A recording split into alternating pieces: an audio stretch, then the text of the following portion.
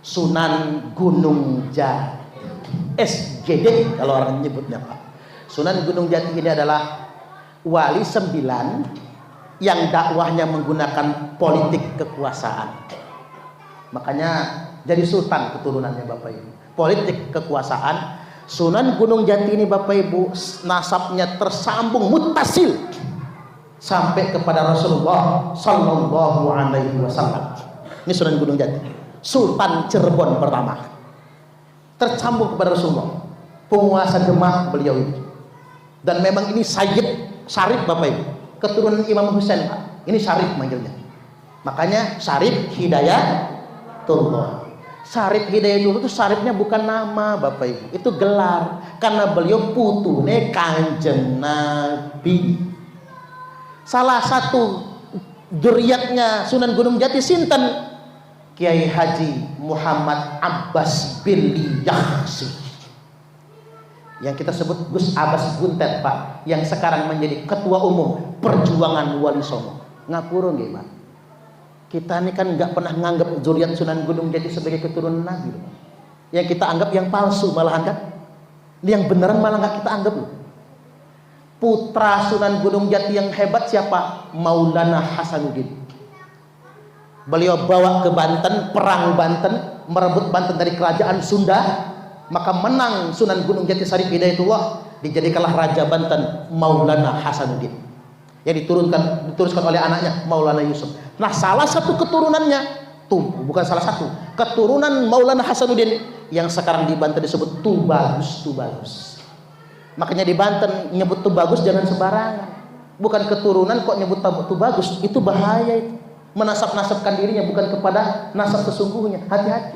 Salah satu keturunan Maulana Hasanuddin Sunan Gunung Jati di Banten yang jadi ulama besar, Syekh Nawawi Al-Jawi Al-Bantan. Syekh Abdul Karim yang perang lawan Belanda gara-gara Habib Utsman bin Yahya. Saya ingin sampaikan pada kesempatan kali ini, Habib Yaman dibawa oleh Belanda abad ke-19 untuk apa? Untuk menundukkan Indonesia. Makanya Mufti Batavia, Mufti Belanda Habib Utsman bin Yahya berkata, melawan pemerintah Belanda itu bugot, makar. Maka ratusan ribuan ulama dan santri di Jawa dibantai oleh Belanda. Gara-gara siapa? Gara-gara fatwa Habib Utsman bin Yahya. Kalau keturunan Nabi betul nggak begitu Bapak Ibu. Nah, di antara keturunan beliau sekarang Pak Kiai Haji Imad bin Uthman Al-Bantan, yang sekarang membongkar semua kepalsuan tersebut. Dan terakhir, Sunan Gunung Jati menikahi Putri Sinar Alam. Siapa itu Putri Sinar Alam? Putri Kerajaan Lampung. Karena beliau perempuan saing batin. Kalau laki-laki pepadun. Kalau pepadun disebut raja, kalau perempuan disebut ratu. Pernikahan Syarif Hidayatullah Sunan Gunung Jati dengan Putri Sinar Alam Keratuan Pugung membuahkan keturunan. Keturunannya siapa? Syarif Muhammad Aji Saka. Cuma orang zaman dulu Pak nggak mau pakai istilah Arab, maka disebut Raden Muhammad Aji Saka. Raden Muhammad Aji Saka itu adalah putranya Sunan Gunung Jati dengan Putri Sinar Alam Keratuan Pugung. Nah, Raden Aji Saka ini punya cicit. Nama cicitnya Raden Intan Kesumaratu I.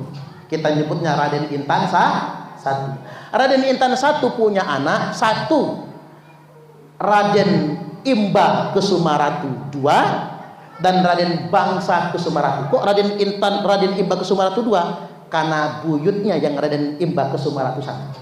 Jadi putranya Raden Intan I itu namanya Raden Imba Kesumaratu II, adiknya Raden Bangsa Kesumaratu. Nah, Raden Intan Kesumaratu II punya anak namanya Raden Intan Kesumaratu II. Karena Raden Intan Kesumaratu I-nya itu kakeknya, yang kita kenal sekarang sebagai Raden Inten II, yang dinobatkan sebagai nama Bandara Raden Inten II. Natar Lampung Pak, pahlawan nasional asal Lampung. Raden Intan II perang melawan Belanda. Habib dari Yaman dibawa ke Lampung untuk menundukkan Raden Intan. Kami cucung Nabi, nurut aja sama Belanda. Apa kata Raden Inten II? kalau kalian cucu Nabi, iris dulu tangan kalian. Saya ingin lihat darah kalian merah atau putih.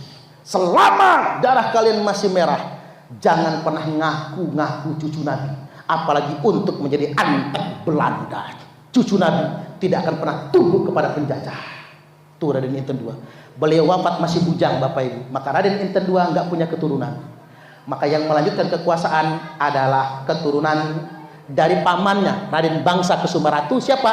Raden Muhammad Jamil. Raden Muhammad Jamil keturunannya yang masih ada sampai sekarang. Saya ingin sampaikan kepada semua masyarakat Lampung, sudahlah kita mempercayai cucu-cucu Nabi palsu. Ada cucu yang sesungguhnya, keturunan Raden Bangsa Kesumaratu. Kemudian ke anaknya Raden Muhammad Jamil yang sampai sekarang masih ada di tanah Lampung. Mungkin kalau tes DNA haplogrupnya J. Kami adalah Laskar Sabilillah, pecinta Wali Songo dan para anbiya, pewaris peradaban Islam di Nusantara hingga berkibar bangsa Indonesia.